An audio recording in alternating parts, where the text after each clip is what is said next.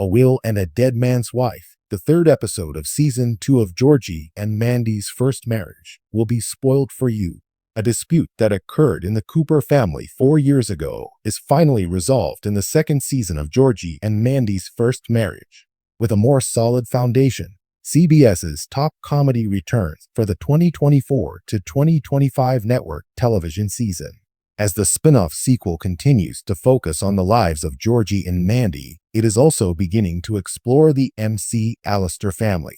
Season 2 has done an excellent job so far of making the audience love Mandy's family.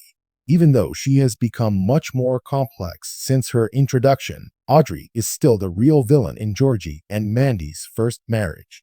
The same holds true for Jim and Connor, the one who steals the show.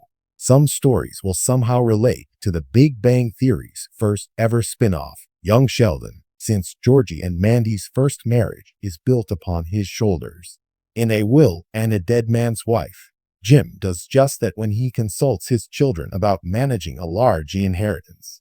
Having a will becomes a topic of conversation for Mandy's parents throughout the outing, while Georgie angrily opposed to Mary dating again. After George's untimely death and the sale of their company brought in a large sum of money, Jim and Audrey debated how to distribute it among their children, Mandy and Connor. Unfortunately, neither their daughter nor their son has proven that they can responsibly manage a sizable fortune. While Mandy tries to prioritize shopping, Connor admits he wants to utilize it for a shady business venture, both of which include answers. However, when Jim presses Georgie for a response, the son of George and Mary has a good plan. Invest half in Cece's college fund and the other half in stocks and bonds.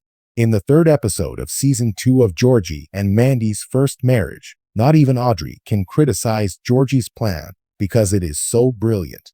Although Georgie has always been exceptionally skilled with tires, it wasn't until Young Sheldon Season 5 that she started to take financial responsibility seriously.